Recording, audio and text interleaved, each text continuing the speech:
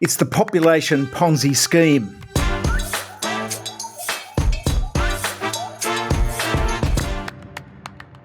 It's great for landlords. It's terrific for big business. Run high immigration to tart up your GDP figures every quarter so you can boast about your economic growth. The economy grew at just 0.2% in the September quarter without the deluge of migrants at 5,000 people a day entering this country, and the effect on demand just making that economy bigger. We would be in negative territory, recession. And you know what happens when you're in recession. It gets called the Jim Chalmers recession, the Albo recession. It's politically very unappetizing. So the politicians have failed. They don't like it. Cutting migration, that is. It's a bad look for their numbers. And they are driven by the big business lobby who donates to the political parties, and big business doesn't like it either. They love the flood of cheap labour and the demand for their goods and services that migration brings.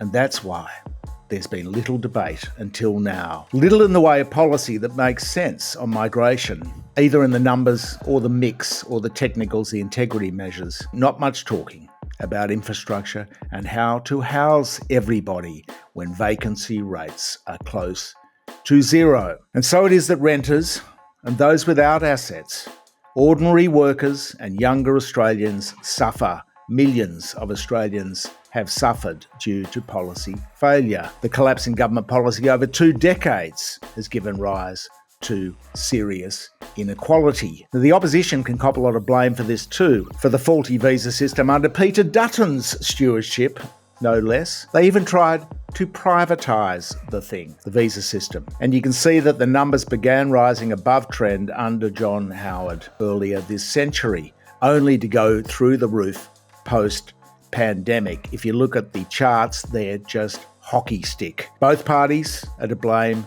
The coalition would have done it too. It's to recover from the pandemic and show economic growth. So now we have consumer spending in decline, rental vacancy rates as tight as a drum, homelessness at record levels. But as rents go through the roof and property prices are rising too as a result, and most of our leaders and the big business figures who feed them sing them little lullabies about efficient economic management and give them little neck rubs, these people have kept the Ponzi scheme going, the population Ponzi scheme. Yet the savage public reaction to news this week, when Claire O'Neill announced what she deemed to be a dramatic reduction to migration, showed just how engaged Australians are on this issue. And it's a dangerous subject too, mind you, as it gets corralled by the right into xenophobic narratives, the hatred of outsiders, dreaded migrants, terrorists coming into the country. This is the problem. It's a delicate subject.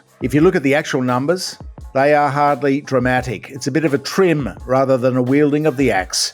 And it's staggered, so it won't hit growth until after the next election. Something has been done, yes, but probably not enough. So the numbers are actually 510,000 in 22-23, 375,000 in 23-24, and 250, back to 250 in 24-25. So it doesn't hit the government's economic growth credentials. A migration rate of 250 needs to be, you'd need probably 170,000 new homes in net terms to house people and to address the upward pressure on vacancy rates. Downside for property investors is that there rises, and this is the only downside, in rental income and the price of their assets, which has been given a fillip by this huge deluge of migrants and, of course, black Chinese money coming into the country. One of the few downsides for them is that the migration boom has failed to deliver tradies,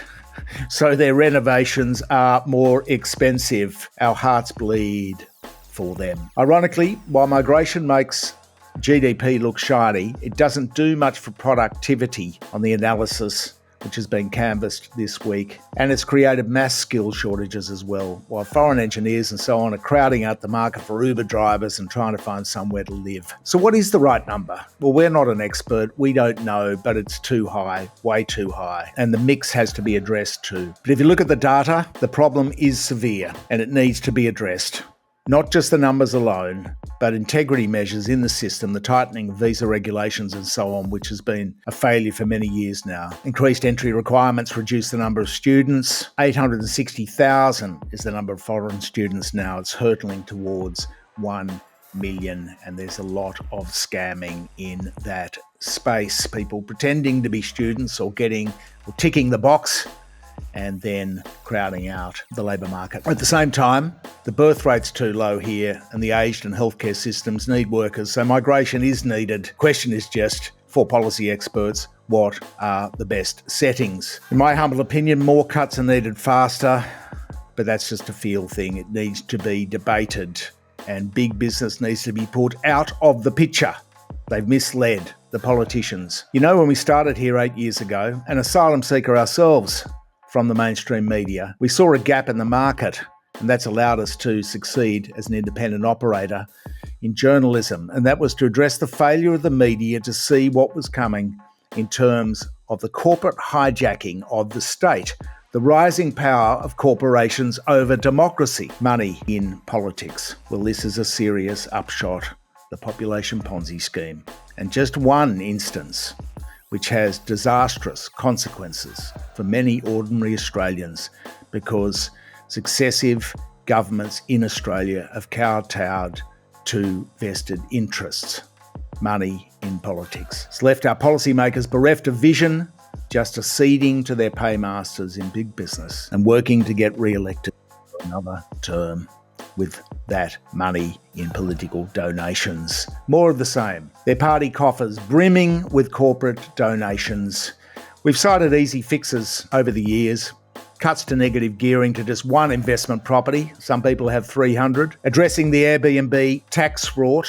Bringing in the money laundering reforms, first tranche of which was brought in now some 16 years ago, and it's been promised ever since. Cutting Chinese money in property market, stopping political donations, imposing CGT on the family home above 5 million sale price to address the tax-driven mansion flipping epidemic, which is fueled by foreign money.